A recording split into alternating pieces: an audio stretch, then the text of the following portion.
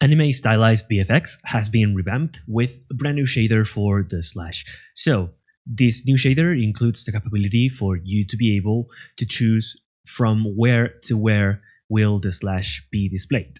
So opening the basic attack prefab, you can select the multiple emitters like the slash 01, 02, 03, distortion, wind. Inside all of those emitters, you'll find the materials that you'll be tweaking to achieve the desired effect. So let's isolate by pressing show only selected, for example, the slash 01.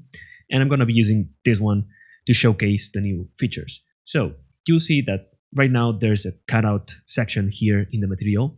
The best way to use this is by selecting a cutout texture, which essentially means where white is, the texture will be displayed, and where black is, the texture won't be displayed. If I turn up the cutout erosion, you'll see what's happening.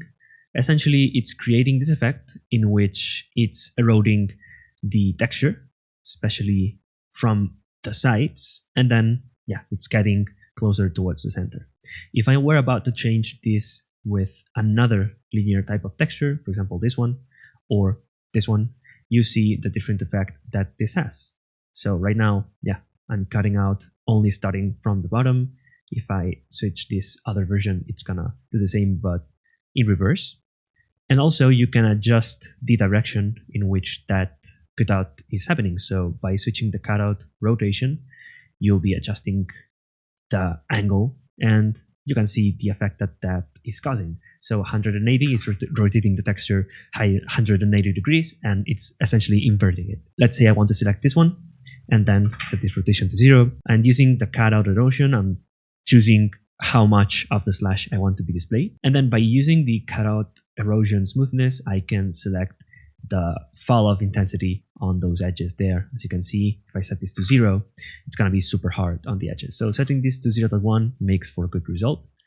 And then let's say that I want the slash to happen from this range to this range with this fall off, but not here. I want it to happen a bit more upwards. So I can use the cutout offset to offset the position of the cutout. As you can see, Y does nothing in this case because the texture is vertical, but setting the X value will allow me to select where in the slash that range is gonna be hosted. So you can see the slash is now only happening down there at the bottom. If I set this a bit higher, it will happen only at the top. So that's how you can make so the slash is only happening there. And I can copy those parameters and maybe set the cutout erosion to 0.3, the smoothness 0.5, and I can apply this to the other elements too. So for example, this slash 0.2, I can also adjust it with the same exact parameters that I can check in the other material. So 0.3, 0.05, and 1. Okay.